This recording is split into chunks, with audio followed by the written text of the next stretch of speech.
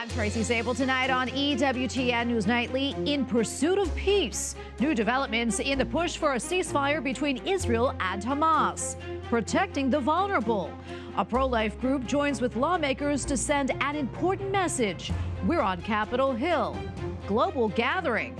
President Joe Biden heads to Italy for a meeting of world leaders. We have a preview. And a good time. Pope Francis has some advice for priests on the perfect length of a homily. These stories and more tonight. From EWTN, the Global Catholic Network, this is EWTN News Nightly. Thank you for being with us. Our top story tonight, President Joe Biden travels to the G7 summit in Italy to tackle the world's major challenges, the war in Ukraine and the Middle East among them, with the U.S. making a big announcement today. This trip will also give the president a chance to meet with Pope Francis. White House correspondent Owen Jensen reports.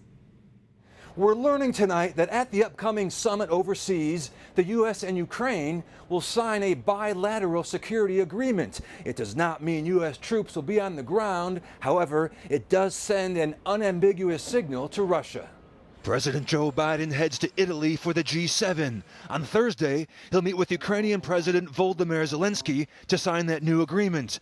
National Security Advisor Jake Sullivan explains its purpose. We want to demonstrate that the U.S. supports the people of Ukraine, that we stand with them, and that we'll continue to help address their security needs, not just tomorrow, but out into the future. As Ukrainian soldiers fight back against Russia's invasion, Sullivan said the agreement would not commit U.S. troops directly to Ukraine's defense. Any lasting peace in Ukraine has to be underwritten by Ukraine's own ability to defend itself and deter future aggression. President Biden also navigating the war in the Middle East. Today, hundreds of rockets fired from Lebanon toward northern Israel. Just hours earlier, Israeli airstrikes killed a Hezbollah commander. U.S. Secretary of State Antony Blinken today meeting with the Prime Minister of Qatar, which is involved with the ceasefire negotiations. But in the days ahead, we are going to continue to push on an urgent basis with our partners, with Qatar, with Egypt, to try to close this deal. Blinken emphasized Hamas cannot and will not be allowed to decide the future for the region and its people. In the meantime, he warned of more pain. More people will suffer. More Palestinians will suffer. More Israelis will suffer. Now back to the G7 summit, of which Pope Francis will be attending. The White House has confirmed President Biden will have an audience with the Pope on Friday.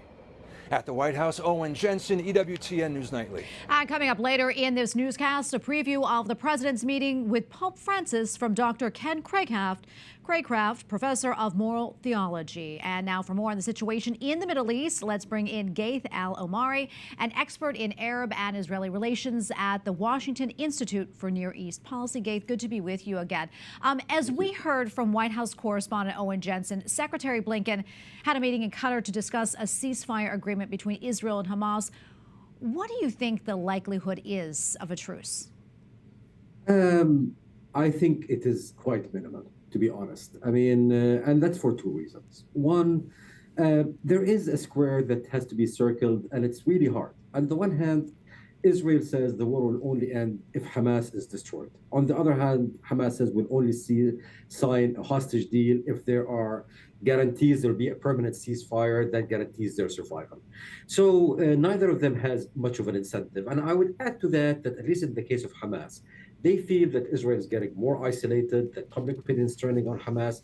And as we saw from a report that was published in the Wall Street Journal yesterday, the Hamas leader in Gaza believes that the more suffering that the Palestinians go through, the more that Israel is isolated. On the other hand, Israel, Prime Minister Netanyahu, has his own domestic politics, and now he's much more dependent on the very extreme components of his government. So the politics is just not right for it. Yeah, Gaithan, as you know, Hamas offered a counter-proposal in ceasefire talks. However, Secretary of State Antony Blinken said that some of the changes are unacceptable. Can you talk to us more about that and the big sticking points for both sides? Right. I have to start with the caveat that I have not seen the report or the response, but from the reports that I have seen, basically Hamas has changed its mind about certain things that it accepted. it hardened its position. So right now, for example, it's demanding that there's going to be an end of the war, a permanent end of the war, by the end of phase one of the proposal. I mean, maybe take a step back. President Biden proposed 3 phases for this process. Hamas wants to say we want a permanent ceasefire by the end of that. That was not Hamas's position, a few weeks ago when it made its initial proposal. So they're walking back some of their positions. They're calling for a complete Israeli exit from Gaza. Again, these are new demands, or rather, these are changes of Hamas's previously accepted position.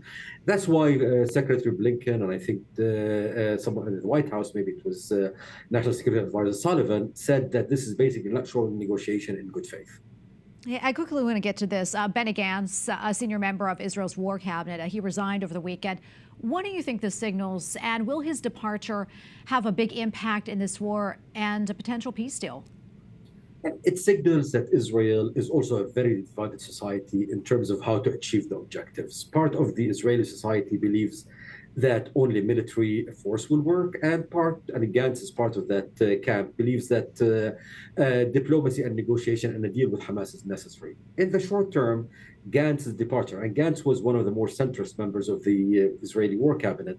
In the short term, it will give more power to some of the more extreme voices, like finance minister and the national security minister. But in the longer term, I think it will deepen the need in Israel to reach an election. That's a divided society. The government does not represent the whole society. And I think there's a growing momentum towards an election sometime sooner there. And before I let you go quickly, today the terror group Hezbollah launched hundreds of rockets into northern Israel. This after an Israeli airstrike that killed the Hezbollah commander. How does this conflict, Gaith, play into the situation in Gaza or complicate it? And also going back to that potential peace deal. Look, I mean, we've seen an escalation. The attacks between Hezbollah and Israel are increasing in terms of intensity, in terms of scope, etc. And it's one of these ironic situations where neither side actually wants a war, because both sides stand to lose a lot in a war, yet neither side is willing to step down. And there's a big concern that a miscalculation, a mistake could actually lead to an all-out war that would be much more devastating than the war in Gaza, or at least equally devastating. Now, Hezbollah says that they will stop attacks in Israel if there is a truce in Gaza. And there's a linkage between the two. And I think that's why the president, and I believe the secretary as well, said that having a truce in Gaza is key to basically de-escalation in the whole region, including the Lebanese front. All right, we're going to leave it right there. Gaith, always good to be with you. Thank you so much for your insights. Thank you. Well, a group of Russian Navy ships have arrived in Cuba just 90 miles from Florida. The U.S. deployed ships and planes to monitor the Russian vessels in the Atlantic and Caribbean. The ships are on a 5-day visit in a show of strengthening ties between the Cold War allies. Cuba says visits such as these are standard practice and said the Russian stopover should not represent a threat. By a slim margin, the House passed a contempt resolution against Attorney General Merrick Garland. It sets up a legal battle between Congress and the Justice Department leading into the November election. The contempt resolution passed along party lines. Oversight Committee Chair James Comer and Judiciary Head Jim Jordan want the Justice Department to release audio recordings of Special Counsel Robert Hur's interview with President Biden about his family's business dealings with foreign nationals. The DOJ has released the transcripts from those depositions. If the U.S. Attorney's Office refused to do anything, the case will end up in federal court. A final decision will not happen until after the election. Well, as Democrats continue to promote a pro-abortion agenda, the pro-life movement is calling on Republican lawmakers to protect human life. Several congressmen gathered outside of the Capitol side by side with pro-life activists to make their voices heard. Capitol Hill correspondent Eric Rosales joins us now with that story. Good evening to you. There was a lot of enthusiasm and optimism in protecting the lives of the unborn at this press conference, which was hosted by the pro-life organization Live Action. Speakers sent a clear message to Congress that the fight to protect the unborn is alive and well in this post-Roe era. The fight for life is far from over. Challenges persist, including the distribution of dangerous abortion drugs. Our fight continues, and we must harness the momentum from Dobbs to secure further victories. President Biden has said multiple times it is his belief that life begins at conception. It's mine also. I have a bill that defines human life at conception. The problem is Mr. Biden and a lot of his allies lack the courage politically of their convictions to actually to protect and defend the human life. Naomi Hahn is a 10th grader who wants to become a nurse. She and others from Students for Life Hope laws remain in place to protect their religious convictions against abortions. I will never perform an abortion. I will never assist to perform an abortion, even if it means that if I'm working at a hospital, I'm going to get my license revoked, so be it. A former abortionist says he used to think he was helping women, but soon learned. Abortion is a bloody, violent, brutal, unmerciful surgery or process that is emotionally filled with trauma, regret, hatred, shame, guilt, and malice. When abortion isn't pushed on women, women reconsider all their options. And when given the ability to view a sonogram and hear the real resources and support available to them, almost every single one of them chooses life. Meanwhile, Democrats continue to keep the abortion issue at the forefront. The chaos, the fear, the heartbreak caused by extreme Republican abortion bans has only grown with each passing day. And we would like to say to any Republicans who are still in denial, this issue is not going away. Bottom line, the 2024 election is just a few months away, 5 months to be exact. Lawmakers hope that the pro-life community will make their voices heard at the ballot box. Outside the U.S. Capitol, Eric Rosales, EWTN News Nightly. Massachusetts has launched an effort to target pregnancy centers, almost all of which are pro-life. The state says its, quote, education campaign will highlight the dangers and harm of crisis pregnancy centers. Pro-lifers say the centers provide millions of dollars to women facing planned and unplanned pregnancies, adding the campaign in Massachusetts is politically motivated. The Federal Reserve says that it is keeping its benchmark lending rates at their current levels, adding that there has been, quote, modest progress in bringing down inflation. Federal Reserve Chair Jerome Powell kept the rate the same for the 7th consecutive time. He also signaled there will be fewer rate cuts this year than expected. That means borrowing costs on everything from car loans to mortgages will remain elevated. The Federal Reserve also says they expect inflation to be more stubborn this year than they originally thought back in the spring. Well, back in business. The Port of Baltimore has fully reopened less than 100 days after the collapse of the Francis Scott Key Bridge. But as the Transportation Secretary points out, this is just the beginning of a long and expensive road to recovery. We released $60 million to help get that process going. We're side by side with Maryland DOT in their work. They're already engaging in the procurement, the design. They estimate it'll take about $1.7 to $1.9 billion to get that new bridge in place. But when it is there, it'll be not just a new part of the Baltimore skyline, but an important link for supply chains and for commuters. And it's important indeed. And we have a lot more still to come here on EWTN News Nightly, including concern in the classroom, where Cardinal Timothy Dolan is sounding the alarm over proposed legislation in New York, and a preview of the expected meeting this week between President Biden and Pope Francis.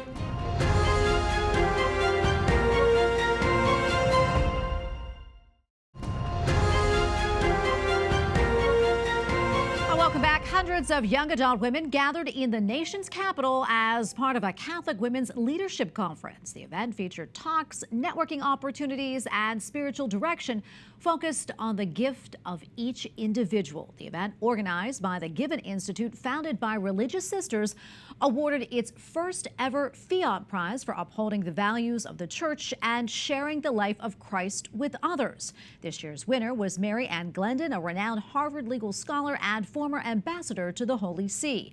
In her remarks, she recalled advice from Pope Benedict on how to change the world. I love the answer that Pope Benedict gave to a 16-year-old boy who said, "Oh, Holy Father, how can one little person transform the culture, change the culture?" And Pope Benedict said, "You start with yourself." Great advice. And Cardinal Timothy Dolan accuses lawmakers in New York of bullying religious schools. He specifically points to a recent proposal that seeks to prohibit so-called discrimination based on a person's gender identity or expression. Writing in Compact magazine, the head of the Archdiocese of New York says in part, quote, "The very characteristics that set us apart and help us produce well-rounded, loving, and productive young women and men must be stamped out in favor of a gender ideology that would force us to deny the inherent differences between boys and girls." Cardinal Dolan also says the measure would undermine the core philosophy for which New York parents choose the church's schools in the first place. The so-called anti-discrimination measure failed to gain enough support in this legislative session, but Cardinal Dolan believes that it will return to the agenda soon.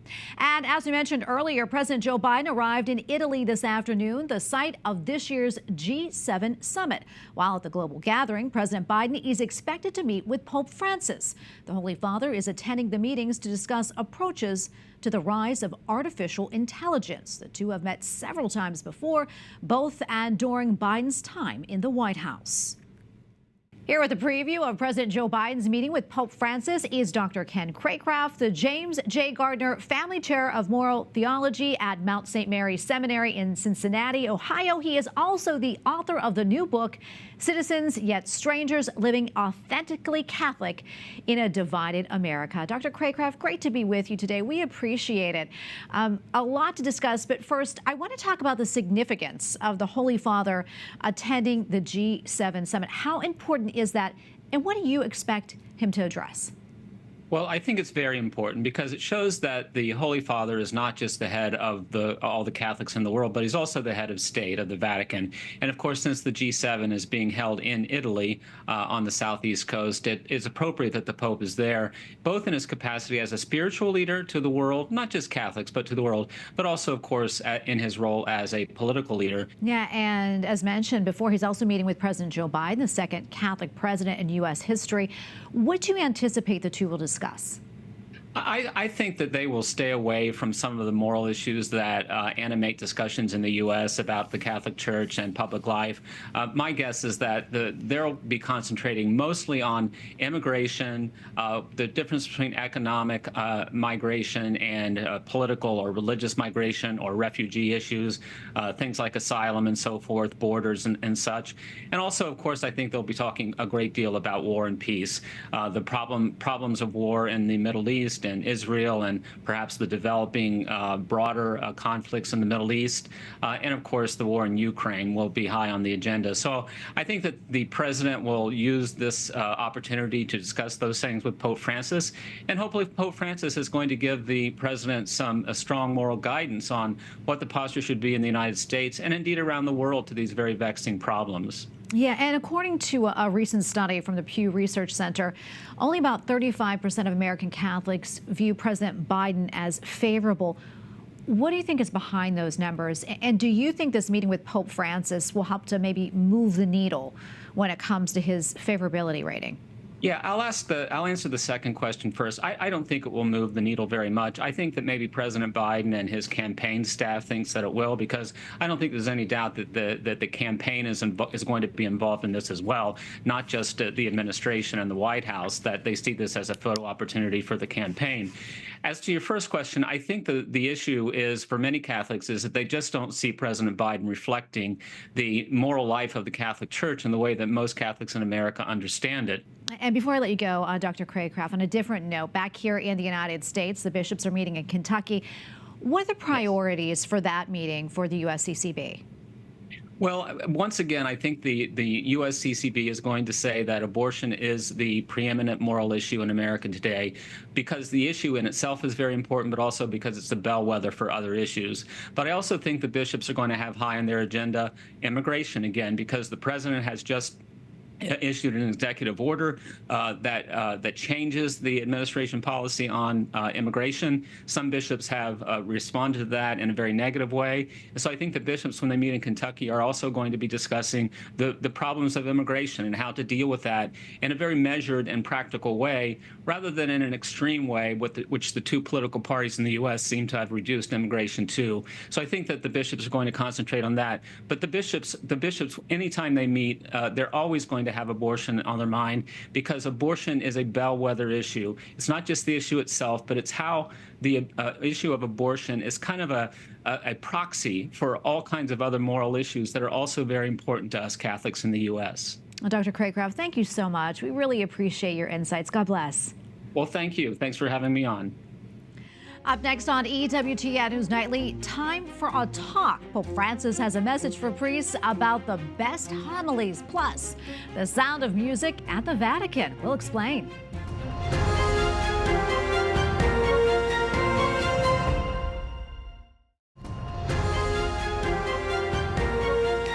The Southern Baptist Church narrowly rejected a proposal to ban churches with women pastors. The proposal gained more than 60% support from delegates at the annual meeting in Indianapolis. It needed a 2/3 supermajority. The official doctrine of the country's largest Protestant denomination states that only men can be pastors. The Southern Baptists also voted to oppose in vitro fertilization. Well, Pope Francis has some advice for priests. Keep your homilies short. La morte e la resurrezione di Cristo è il faro che illumina tutta la Bibbia. And his weekly talk at the Vatican, the Holy Father says the perfect length of a sermon is around 8 minutes, or else the faithful might start to fall asleep there. He also says the primary goal of a homily is to bring the Word of God from a book into life. Well, finally tonight, the sound of bagpipes and drums filled the air at the Vatican, thanks to a regiment of the British Army that attended the general audience to commemorate a historical event.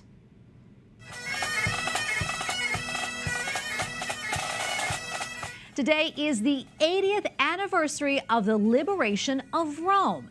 The Royal Irish Regiment met with the Holy Father just as they had done back in 1944. Today, the brigade played several traditional songs while parading through St. Peter's Square. The British ambassador to the Holy See says the showing was historically accurate.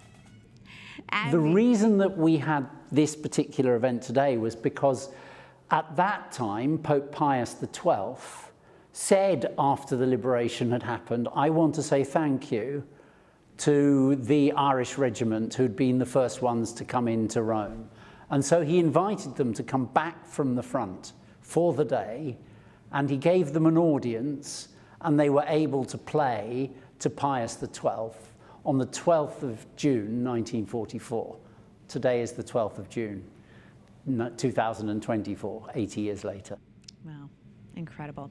And we thank you for watching tonight. Remember, you can follow us on social media, Facebook, X, and Instagram at EWTN News Nightly. I'm Tracy Sabol. Good night, and God bless.